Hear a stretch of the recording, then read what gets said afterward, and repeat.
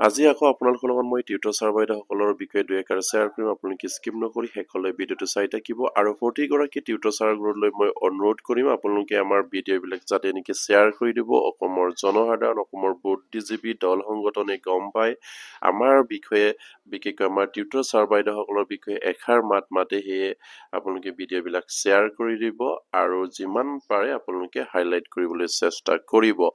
নিশ্চয়কৈ আপোনালোকে জ্ঞাত যে টিউটৰ ছাৰ বাইদেউসকলৰ এবুৰি সমস্যাৰে জৰ্জৰিত হৈ আছে আৰু সেই সমস্যাবিলাক বাৰম্বাৰকৈ মাননীয় শিক্ষামন্ত্ৰীয়ে আলোচনালৈ মাতি তেখেতসকলৰ সমস্যা সমাধান কৰাৰ প্ৰতিশ্ৰুতি প্ৰদান কৰে, কিন্তু আজিলৈকে তেখেতসকলে সঠিক এটা সিদ্ধান্তলৈ আহিব পৰা নাই। আমাৰ শিক্ষামন্ত্ৰী গৰাকীয়ে তেখেতে কোনো এটা ডিচিশ্যন এতিয়ালৈকে ল'ব পৰা নাই আমাৰ টিউটৰ ছাৰ বাইদেউসকলৰ উদ্ধাৰৰ হকে। আৰু নিশ্চয়কৈ আপোনালোকে স্কিমত দেখি আছে, ভিডিঅ'ত দেখি আছে যে আমাৰ টিউটৰ ছাৰ বাইদেউসকলে কিদৰে জোৰদাৰ আন্দোলনৰ প্ৰতিবাদী কাৰ্যসূচী লৈছিলে আৰু তেখেতসকলে হয়তো পৰৱৰ্তী পৰ্যায়ত আকৌ ল'বলগীয়া হ'ব, যিহেতু সেই টিউটৰ ছাৰ বাইদেউসকলৰ এবুৰি সমস্যাৰে জৰ্জৰিত আজিলৈকে অসম চৰকাৰে সমাধান কৰাৰ কোনো সিদ্ধান্ত গ্ৰহণ কৰা নাই।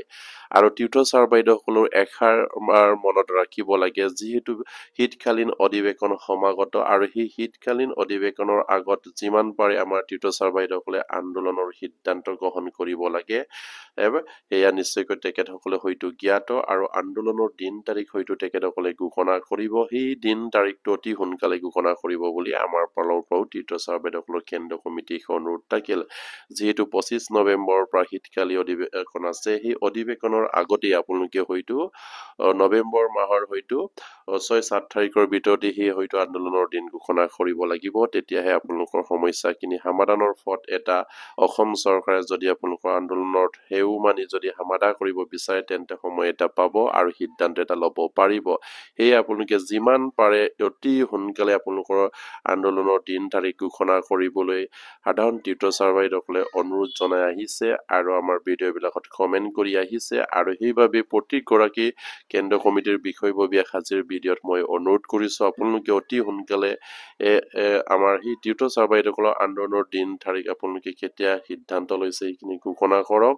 অনশন কাৰ্যসূচী যেতিয়া আপোনালোকে ল'ম বুলি কৈছিলে সেইখিনিও সিদ্ধান্ত কৰক, সেইখিনিও ঘোষণা কৰক। প্ৰতিটো ডিষ্ট্ৰিক্টৰ প্ৰতিটো ব্লকৰ টিউটৰ ছাৰ বাইদেউসকলে যাবলৈ সাজু হৈ আছে। তেখেতসকলে নিশ্চয় নিজৰ সমস্যাখিনি এতিয়া বুজিবলৈ সক্ষম হৈছে বা বুজি উঠিছে যে এইদৰে আমি যদি বহি থাকি অসম চৰকাৰে আমাক কেতিয়াও সমাধান কৰাৰ সিদ্ধান্ত গ্ৰহণ নকৰে বা সমাধানৰ এটা পথ বিচাৰি উলিয়াব নোৱাৰে।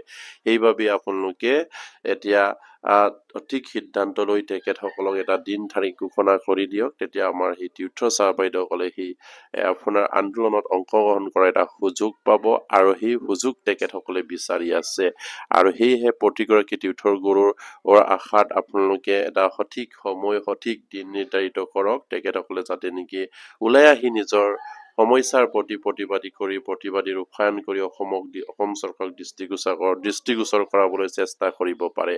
সেয়ে তেখেতসকলে বিচাৰি আছে আৰু প্ৰতিগৰাকী টিউটৰ ছাৰ বাইদেউলৈ মই অনুৰোধ কৰি আপোনালোকে আমাৰ ভিডিঅ'বিলাক যিমান পাৰে শ্বেয়াৰ কৰি দিব, কাৰণ আমাৰ সমস্যাখিনি যিহেতু এবুৰি সমস্যাৰে জৰ্জৰিত হৈ আছে।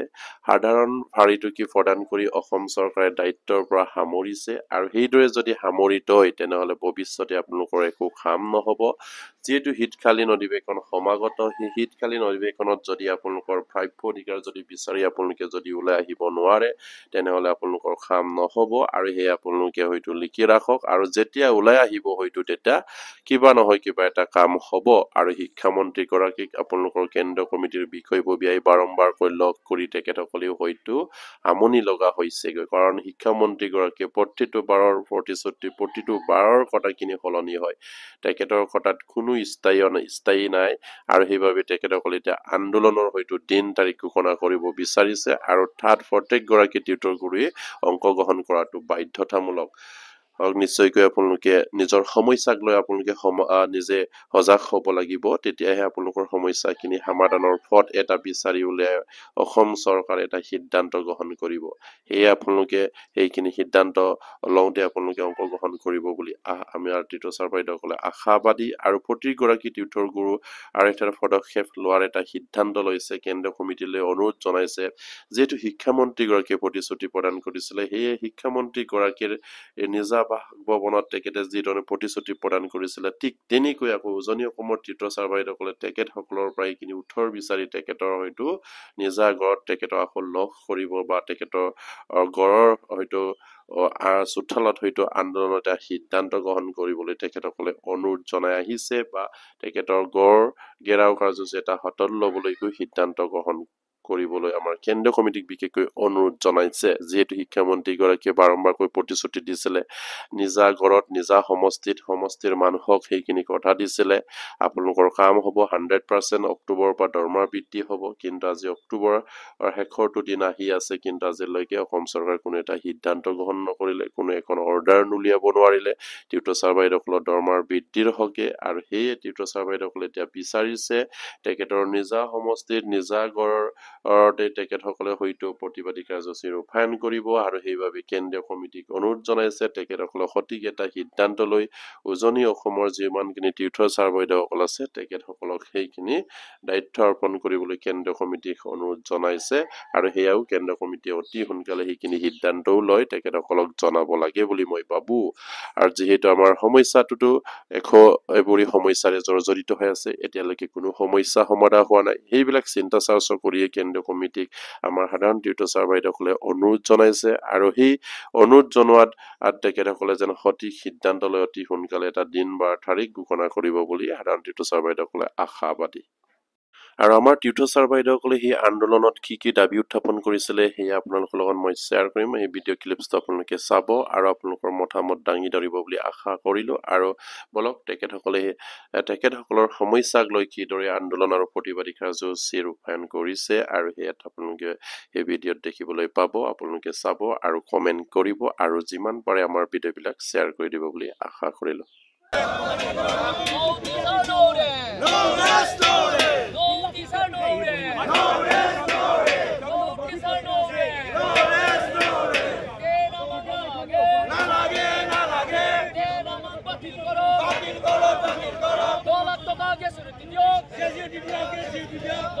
আপোনালোকে চিঞৰাও না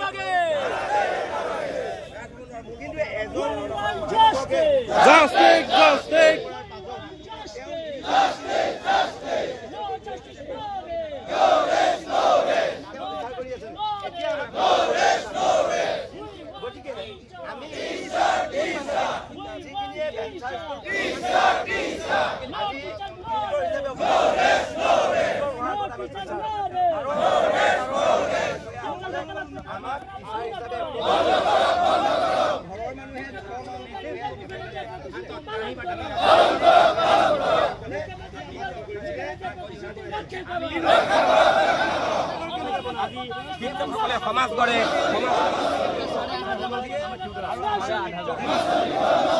দাদাৰ ওচৰলৈ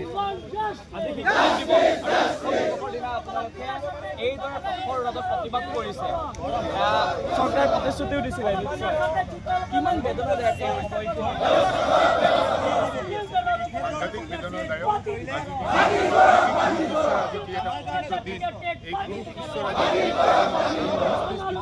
উপস্থিত থাকিব লাগিছিল, কিন্তু বঞ্চনাৰ কাৰণে আজি আমি নিজৰ প্ৰাপ্য বিচাৰি বিভিন্ন জিলাৰ পৰা আজি ইয়াত আহি আমি সমবেত হৈছোঁ। আমি আপোনালোকৰ মাধ্যমেৰে আজি আমি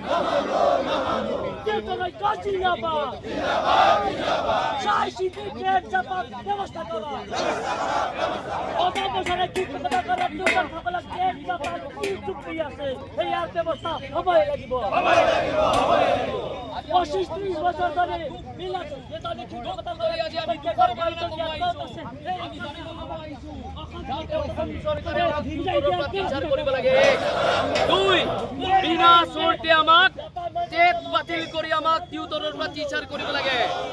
তিনি আমাক তাহানিৰ 2021 চনৰ 5 ফেব্ৰুৱাৰী আজি 5 ছেপ্টেম্বৰ, আজি সেই 5 ছেপ্টেম্বৰৰ দিনা তাহানিৰ শিক্ষামন্ত্ৰী মাননীয় মুখ্যমন্ত্ৰী হিমন্ত বিশ্ব শৰ্মা আজি মাননীয় অসমৰ মুখ্যমন্ত্ৰী তেখেতে আমাক যেতিয়া 2021 চনৰ 5 ফেব্ৰুৱাৰী তাৰিখে আজি এপইণ্টমেণ্টটো লৈ যাওক, অহা কাইলৈ যদিও মৃত্যু হয় বা 2 মাহৰ পাছত মৃত্যু হয়, নতুবা যদি এবছৰৰ পাছতো মৃত্যু হয়, আপোনালোকক 10 লাখ টকা হিচাপে প্ৰদান কৰা হ'ব বুলি কৈছিল। যদি কৈছিল আজি সেই অসমৰ মাননীয় শিক্ষামন্ত্ৰী আজি মুখ্যমন্ত্ৰী 10 লাখ টকা আমাৰ অৱসৰপ্ৰাপ্ত শিক্ষাগুৰুক দিয়ক, যদি নিদিয়ে আমি সেই প্ৰাপ্যৰ দাবীত আজি লতাশিল খেলপথাৰত আজি আন্দোলন কৰিছো।